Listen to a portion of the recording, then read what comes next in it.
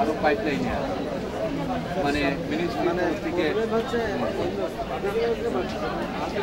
কিন্তু কোনো লাভ হচ্ছে না। আলটিমেটলি আপনার গুণগত মান দিয়ে প্রকৃতি করবে। কারণ এইসব হাবি যাবি মানে দিয়ে প্রডিউস করে কোনো লাভ আছে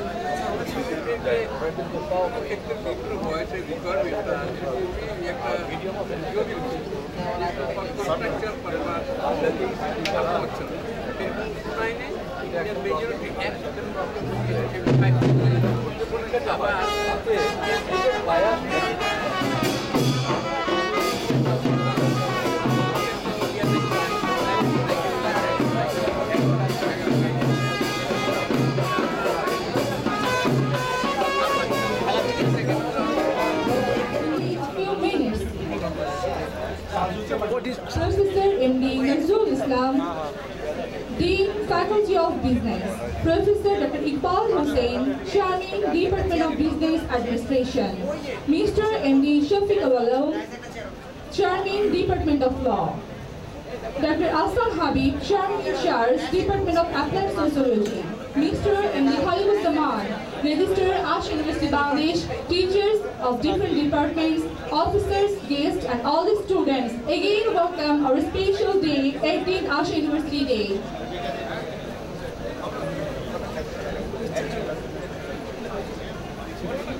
Deputy Vice President, Dr. Amy Aziz, also present today's special day with us.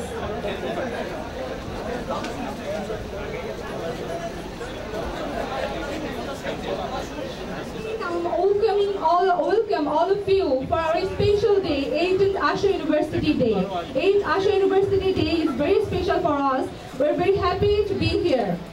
First of all, I'd like to request the Honorable Vice Chancellor to lead the guest. Already the guest is arrived on the dais. Thank you, sir. Dear audience, we're going to start the program. Hussain Ahmed to please come up on the stage and recite from the Holy Quran.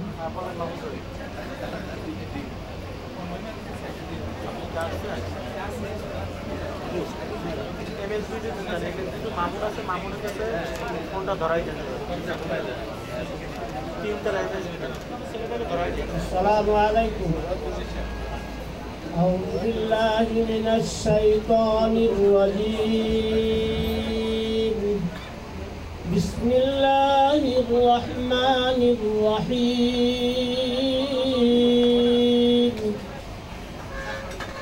ومن أظلم ممن افترى على الله الكذب وهو يدعى إلى الإسلام والله لا يهدي القوم الظالمين. يريدون ليطفئوا نور الله بأفواههم والله متم نوره ولو كره الكافرون. هو الذي أرسل رسوله بالهدى ودين الحق ليظهره على الدين كله ولو كره المشركون. Thank you. Now, I would like to request Professor Dr. Iqbal Hossain, Chairman, Department of Business Administration and convener of today's program to deliver the welcome speech. অনুষ্ঠানের সম্মানিত সভাপতি আশা বিশ্ববিদ্যালয়ের সঙ্গে উপযোগ্য professor doctor ডালিম কুঞ্জন বর্মন, প্রধান অতিথি board of ট্রাস্টিসের chairman জনাব শফিকুল হক চৌধুরী, সামনে উপস্থিত আমার বিভিন্ন ডিনবৃন্দ, আশা এনজিওর deputy vice president mister Aziz Ahmed, সামনে উপস্থিত সিন্ডিকেটের সদস্যবৃন্দ, বিভিন্ন অনুষদের চেয়ারম্যান এবং শিক্ষকবৃন্দ, অফিসার, কর্মকর্তা কর্মচারীবৃন্দ এবং আমার অত্যন্ত প্রিয় স্নেহের ছাত্রছাত্রীবৃন্দ, আশা ইউনিভার্সিটি হাঁটি হাঁটি পা পা করে 8টি বছর পার পেল। 1978 সালে যখন আশা এনজিওর স্বপ্নদ্রষ্টা জনাব সৌরভ চৌধুরী প্রথম প্রতিষ্ঠা করলেন, 36 বছরে তিনি একজন সফল মানুষ হিসাবে বিকশিত হলেন এবং তিনি বর্তমানে মাইক্রো ফাইন্যান্সে বিশ্বে 1 নম্বর হিসেবে আশা এনজিও পরিচিত।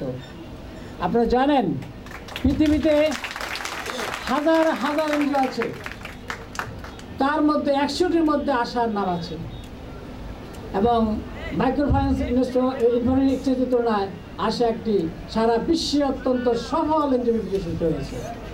বর্তমানে প্রায় 11টি দেশে আশা তার লাইসেন্স করে এবং এর পূর্ণ স্বপ্নদ্রষ্টা জনাব সৌরভ চৌধুরী। তিনি কেন করলেন? গ্রামের মানুষের পভার্টি এলিমিনেট করে বিশেষ মহিলাদেরকে তিনি ইকোনমিক আপলিফমেন্ট করার যে জিনিসটা করেছেন সেই রাষ্ট্রকে চিন্তা করে এখন বিশাল মহিমের প্রকাশ পেয়েছে। পরে তিনি কী চিন্তা করলেন গ্রামের যেসব ছেলেমেয়েরা পড়ে তারা বর্তমান তোমরা দেখো, স্নেহের ছাত্রবৃন্দ ছাত্রছাত্রীবৃন্দ তোমরা দেখো, বর্তমানে এই যে ঢাকা বিশ্ববিদ্যালয় পরীক্ষা দেয় প্রায় 70-80 হাজার ছেলে 100 পরীক্ষা দেয়, মট্রিকের মতো 1000-1500 করে। আর তাদেরকে গ্রামে কি শিক্ষা বিস্তার করবে না? ছেলেমেয়ে লেখাপড়া শিখবে না? শিখবে। এই জন্য বাংলাদেশে প্রাইভেট স্টুডেন্ট প্রাইভেট প্রচলন শুরু হলো। বাংলাদেশে ঢাকার বুকে প্রায় 60-70টা প্রাইভেট আসছে, তুমি জানো। কোনটার মান কেমন আমি তা বলতে চাচ্ছি না, তেমন বড় প্রয়োজনও নাই। ইউজিসি তো প্রায় 20টিকে তো বাতিল ঘোষণা করেছে, বাকি থাকলো 50-60টা। তার মধ্যে কটা মানসম শিক্ষা দেশে তোমরা বিবেচনা করো, আমি এই কথা বলবো না। আমার মনে আছে বছর 2-3 আগে ঈদ উপলক্ষে আমি ওনার সঙ্গে দেখা করতে বিদেশ জানার জন্য। তিনি কথা বললেন, ইকবাল সাহেব, আমি চাই আমার গ্রামের ছেলেমেয়েরা BBA ভালো ভালো ডিগ্রি নেক। এই জন্য আমি খুব কস্ট ইফেক্টিভ করছি। তুমি দেখো বর্তমানে BBA যদি নর্থ যদি করতে যাও বা ব্র্যাকেট যাও, মিনিমাম তোমার লাগবে 12 লক্ষ টাকা। এছাড়া অন্য কষ্ট আছেই। কিন্তু অত্যন্ত অল্প খরচে এই মানসম্মান শিক্ষার ব্যবস্থা করছেন।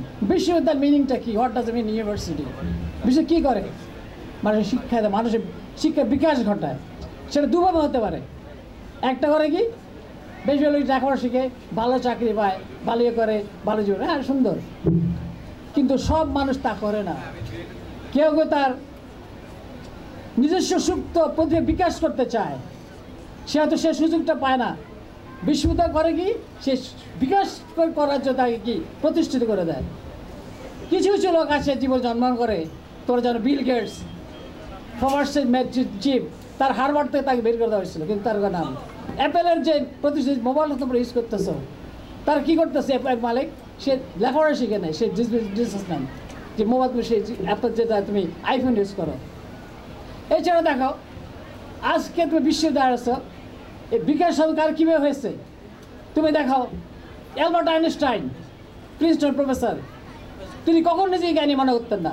তিনি বলতেন, আমি শুধু এক্সপেরিমেন্ট করি এবং আমার উদ্দেশ্য থাকে ওটা আমি সলভ করব। অর্থাৎ আকাঙ্ক্ষা, ইচ্ছাটা থাকতে হয়। বড় তিনি কখনো, যেমন বড় বর্তমানে বিশ্বের যে বিজনেস থিওরি যে চলে, গ্লোবালাইজেশন, এটা কার থিওরি?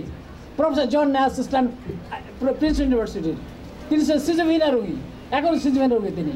কিন্তু তারা বলেন মানুষকে আগ্রহ করতে, ইচ্ছা করতে হয়। হয় উইল দ্যার ইজ ওয়ে। মানুষ জ্ঞানী হয়, জিনিস হয় জন্মায় না, কিন্তু নিজের বিকশিত করার শক্তি তার মধ্যে আছে, শুধু চেষ্টাটা করতে হয়। বর্তমানে এই প্রাইভেট ইউনিভার্সিটির বিষয়ে আমি আসার সময় বলছি, সিনিয়র ছাত্র ওই কথাগুলো বলছে সিনিয়র ছাত্রবৃন্দের জন্য। তোমরা শুধু, আমি তো আমার শিক্ষকরা যারা আছেন তারা অত্যন্ত প্রতিষ্ঠিত শিক্ষক, তোমরা তাদের থেকে শিক্ষা গ্রহণ করে নিজের মাথাকে বিকশিত করে নিজে বড় হোক, দেশ কিছু দাও। শুধু লেখাপড়া করে চাকরি বাকরি করে নিজের জীবনে চলে গেলাম। আমার মিডল ক্লাস পিপল বা তাদের ছেলেদেরকে সত্যিকার অর্থে একটা রিয়েল লেখাপড়া দেওয়ার জন্য সত্য তার মেধাকে বিকাশ করেছেন এবং উপযুক্ত শিক্ষকেরা আছে। এই প্রমাণটা আমি দিতে চাই না। তোমরা যারা সে বিশেষ করবে কী ধরনের মানে লেখাপড়া এখানে হয়, তো সবাই বলো। তোমাদের সঙ্গে আমার সঙ্গে প্রায় বিজনেস চেয়ারম্যান আমার সঙ্গে বিজনেস চেয়ারদের কথা হয়, তারা বলে স্যার লেখাপড়া মানে আমাদের কোনো সন্দেহ নেই, আমরা একই রকম লেখাপড়া শুরু পাচ্ছি। এটা আমি জোর গলায় সবাই আমি বলতে পারি, প্রতি চেয়ারম্যান কথাই বলে লেখাপড়া বুঝে পারবে। আর আমাদের পরীক্ষার সিস্টেম তোমরা জানো, কটা ইউনিভার্সিটি সিস্টেম আছে, কঠোর নিয়মে যে পরীক্ষা আমরা পরীক্ষা